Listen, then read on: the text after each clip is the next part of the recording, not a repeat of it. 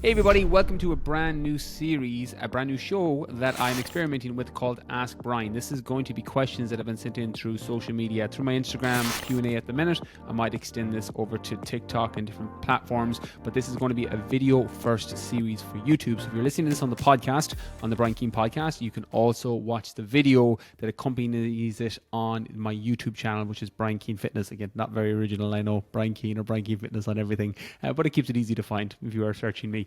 This series is going to follow a similar style to the solo Q&As, except I'm going to keep the answers a little bit shorter and a little bit more concise. And we're going to go through 3 questions that have been sent in through Instagram. And again, as always, anytime new content or ideas come out, feedback on it is always incredibly welcome, whether you love it, whether you hate it, what you think could be better, where you think it could be improved. All of those things massively help me. Or if you just enjoyed it, you're like, you know what, I like the new format, I like the video element, I like that you're ripping the audio and putting it on the podcast, hit me up on Instagram DM and let me know on there. The first question today we're going to jump in is, how do I tone up without getting too muscly as a female? So toning up and not getting too muscly is a question I get very frequently. And there's a huge misconception for a lot of females out there that if they start lifting weights, they're going to get big and bulky. And the reality is, weight training, particularly heavy lifting, with way too much food and calories being too high, can make you bulky. 100%. It's legitimately what can happen. But normally you have to have a dramatic increase in your nutrition and your caloric intake for that to happen for you as a female. So what I would look at here is, what are your overall goals? If you're trying to tone up, that's effectively building lean muscle tissue while reducing body fat. Again, it's just the language a lot of people use. So in order to build lean muscle tissue, you have to look at your nutrition and you have to look at your training program. Your training protocol is probably going to be somewhere in a hypertrophy style program or plan, or maybe a circuit-based workout, but normally your compound lifts, your squats, your glute bridges, your deadlifts, your bent over rows, etc. Be based around your compound lifts, probably 3 to 4 sets, 8 to 10 reps, 60 to 90 second rest. I've got samples of this on the website as well. If you click onto the Fitness Mindset, which is my first book, there's a free accompanying training program that goes alongside that with the videos, which may be useful. You can download it for free. It's on the website for anyone to access and see. And it talks and goes through those compound lifts and then your isolation exercises alongside it. So if you're doing something like a leg day with your squats and your lunges and your leg press, you then have something like an isolation, like a leg extension towards the end of it when you're becoming more fatigued and less energetic, so you can do those easier movements on your body. But in order to get tone, you have to create enough stimulus response in those workouts so that you're tearing muscle fibers down, i.e. the hypertrophy ranges that I mentioned, 3 to 4 sets, 60 to 90 second rests, etc., based around those compound lifts. So that's how you tone up.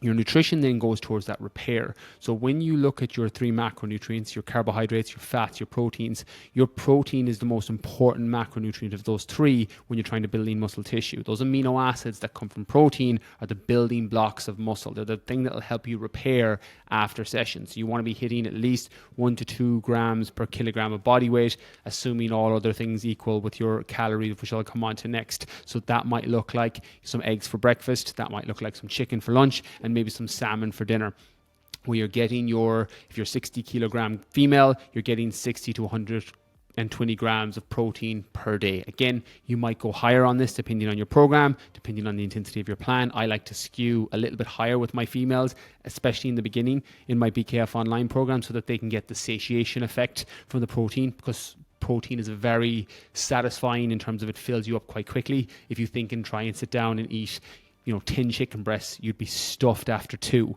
Whereas if you look at the rice equivalent or the potatoes or carbohydrate equivalent, you can actually just keep eating and eating and eating until you feel sick. So there's an inbuilt satiety effect, an inbuilt satiation in protein, which is really useful.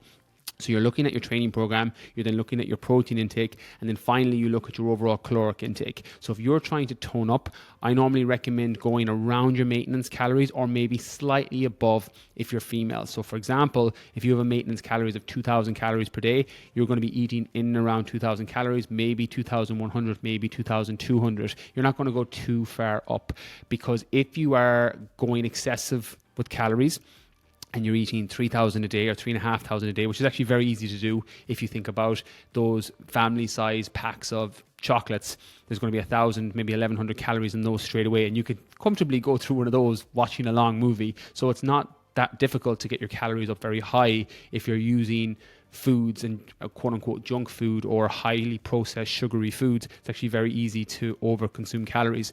That in conjunction with lifting weights can make you bulky, but it's actually your nutrition that was the problem, not the lifting weights. Also, if you're going very heavy, so you're doing your squats, you're doing your deadlifts, but you're going to 2 rep maxes or 3 rep maxes, kind of powerlifting style training, and then you merge that with way too much food, that's a recipe for getting too muscly. That's a recipe for getting too bulky as a female. So what normally happens is if you look at your overall training, you look at your nutrition, those will actually help you tone up. They'll help you reduce body fat. The more lean muscle tissue you have, i.e. toning up, the higher your metabolic rate. So you'll end up burning more calories while you're resting. So when you're actually sitting down watching a movie, your body's continually burning calories, trying to repair from the workouts that you did at the gym or the home workouts that you did that were tearing down those muscle fibers. So what you want to look at is the misconception around, I don't want to get too muscly as a female. That comes from eating too much food. It comes from potentially lifting too heavy in combination with too much food, because if you follow a good structured gym program or even home workout program with the nutritional plan alongside it, you're actually going to tone up, you're going to get leaner, you're going to look better, and you're not going to get too muscly as a female. Question 2, ice baths or cold showers? I do both, but find cold showers better, quote unquote harder. I like both and I use both. One of the things that I started experimenting with in 2018 in preparation for running through the Arctic in 2019, that was February of 2019, was I started experimenting a lot with the cold, more so to kind of condition myself to deal with the, minus, I think it got to minus 38 at one point in the Arctic, to deal with those extreme cold temperatures. But I found I was getting these whole host of secondary benefits from cold exposure. And this is kind of before it started to trend heavily on social media. It was before Wim Hof's book and things started to take off. I'd been using his method and I'd heard of him years ago. I think 2015, I came across Wim Hof first. And so I'd been using his method, his breathing, his exposure to cold. But it was before it kind of trended on social media. I sound like one of those twats now. It's like, I did it before it was cool. It's like, no, I didn't. I did it before to try and prepare for the Arctic. But I ended up getting all these other benefits. One was mental clarity.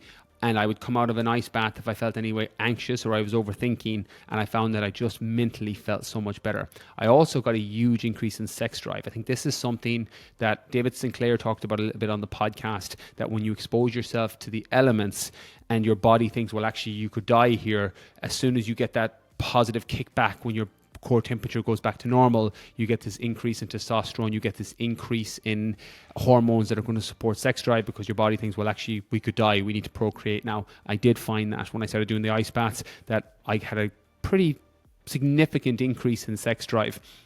And using ice baths or using cold showers is largely personal preference. It's the same idea. You're exposing yourself to the elements, you're exposing yourself to the cold. I like ice baths just because I can get the temperature down pretty cold. I've got an ice bath, a sturdy ice bath. There's loads of different brands. They're all pretty much the same, to be honest, that you can throw ice into. A little hack that I wish I'd known in the beginning, because I was literally buying ice in shops and then throwing them into my freezer and then throwing them into the ice bath, and it would take all day, and then I would spend a small fortune getting ice. I ended up buying 5 liters bottles of water and cutting the tops off, and then just buying a separate freezer for like €200, and I would throw 8 of those 5 liter water bottles with the tops cut off, and then just refill them every time and then throw them into the ice bath, and I can get it down to about 3 degrees. Cold showers, even just doing 30 seconds at the end of a warm shower, is a great way to build up. That's actually the Wim Hof protocol in his book, which I think is titled The Wim Hof Method. I can't remember off the top of my head the name of his book, but where you start with 30 seconds at the end of a shower, put it to cold, then you build up to 45, then you build up to a minute, so on and so forth, until you end up just doing pure cold showers. You will get that benefit. I like the exposure to those cold shock proteins, which can help your immune system, so you find that you're not getting sick as often. I didn't get sick at all this winter because I was doing cold and ice baths nearly every single day, but it is largely personal preference. They both have similar benefits, so if you prefer to just do a cold shower at the end of workouts or in your morning shower or your evening shower, or you like the idea of having an ice bath where you can control the temperature, you can get it down to 3, 4, 5 degrees or whatever it is consistently, then I would recommend going with whichever one you prefer the most. Last question, any motivation tips? Yes, the tip is that motivation is a state and that it doesn't actually help you get anything done, but it's a very useful tool when it does arrive. When I think of motivation, and there's been so many misconceptions I've either had or seen over the years, one being that there's motivated people. There isn't motivated people. There's actually just disciplined people, or people who have very good habits built around the thing that you value, i.e. you look at someone in shape and they've got really good habits built around their health and their fitness, i.e. they go to the gym 3, 4, 5 times a week, or they prep their meals, and it's something that's automatic to them. It's a habit that's automatic. They're not motivated. They're just disciplined, and they've built good habits into their life. So motivation is a massive misconception that there's motivated people out there. When it comes to tips, once you understand that it's a state change, it's a feeling, you can hijack it and become motivated very quickly. So if you think about things that get you motivated fast, a really inspiring podcast. For example, I had Tia Toomey on the podcast recently. She won the CrossFit Games 6 times. Off the back of that episode, even recording it, I had a fire lit under my ass, and I was like, okay, I'm going to get after it today. So you can listen to a podcast and get really motivated and inspired. You can listen to your favorite song. I have Eminem's Lose Yourself Until I Collapse are like my go-to gym songs when I'm struggling at the end of a leg workout, or I'm struggling at the end of the run. I put on those songs. They work as kind of an NLP, neuro-linguistic programming, that you need to push through, and those songs I've associated with difficult times. So I'm able to use those to get motivated to finish my run or finish out my set on a leg workout. When you know that that's a state that you can change, you're just looking for things that you can plug in that moment that's going to help. A podcast being one, your favorite songs being another, a motivational clip on YouTube or a TED Talk can also do this job. Relying on it is a disaster in any facet of life, whether that's finishing a book, starting a business, losing weight, getting fitter, building muscle, athletic performance, even as far as your relationships, personal, romantic, and business. You can't rely on motivation and how you feel to get things done. One of my mentors told me once that successful people do what they have to do regardless of how they feel.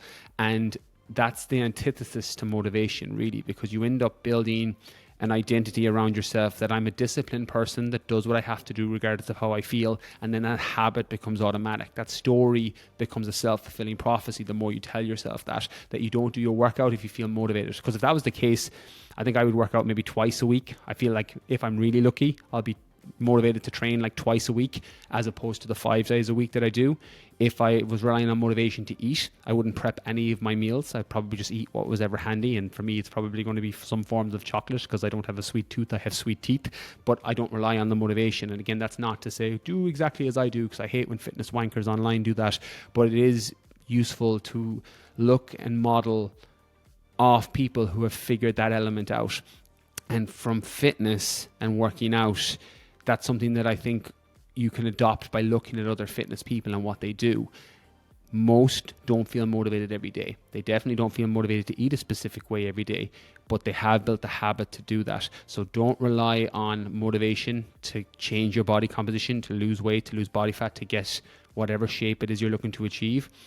But also realize that it's a state change that you can have an impact on by adding in an external stimulus, i.e. your favorite song or an inspiring podcast. So once you look at motivation that way, everything starts to shift. I have a chapter on this in the last book, The Keen Edge, Mastering the Mindset for Real Lasting Fat Loss. If you're a weight loss or fat loss target and you're looking to kind of get your mindset right around that, check out that chapter on motivation in that book. It should help tremendously. So that's everything from the first episode of the Ask Brian series, Tone Up Without Getting Bulky, ice baths or cold showers, and motivation tips. As I mentioned, please let me know how you find it. If you're watching this on YouTube or watching it on a video, let me know if you enjoyed it. If you're listening to it on the podcast, again, keep me in the loop, keep me posted. It's something I'm experimenting with just going forward as more of a kind of short form blast that you can get 15 minutes in if you're on a short commute and you want to jump into some questions that will help you. So thanks so much for listening. Thank you so much for watching. If you're on YouTube and you've just gone all the way through here, make sure you hit that subscribe button for more videos coming, and hit a like on the video as well. Thank you so much. Catch you all next week.